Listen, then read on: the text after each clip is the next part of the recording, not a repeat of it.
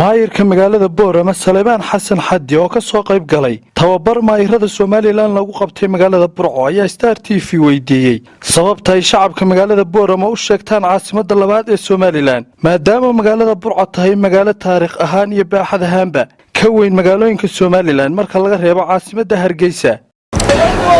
horta waa su'aal fiican waa in badan bay baraha bulshada taallaa kulley waxaas la carab oo ilaahay hadal weydiis waxa weeye waa tartanka degmooyinka runta kamid tahay waana mid kolba cidda ku horeysa ay qaadanayso qiimaynta ay dambaysayo bulshada laga sugayo hadii la yiraahdo aniga muraadnada waa tartamana marka aad iyo aad baan maasada su'aashaas waa su'aal way gudoomiye Burco saddex shad joogtay gudaha oo gashay magaalada Burco marka leeyahay magaalada suuqeynaysa tirada u siisay caasimad marka Burco marbaan ganacsi ku ahaa halkan 2000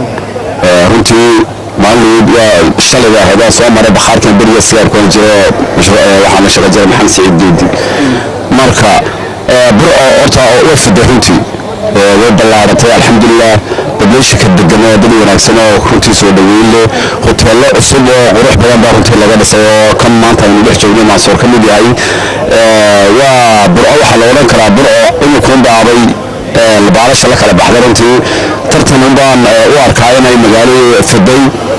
bulshadeeduna bulsho aad soo dhaweynaysa dadka ay yihiin bariyo hore xoogaa Burco la raxma jiray laakiin xantii markay ka baxdaan maanaya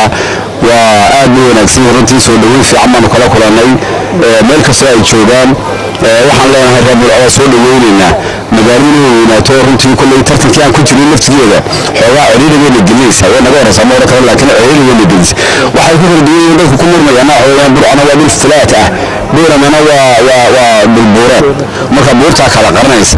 Burcona wuxuu naasbiyo malaha kaymaha kala qaranaya laakiin insha Allah markay magaalada isku soo baxaan waxaan ku qiimi doonaa insha Allah Mahad Ali Goodir Star TV Burco.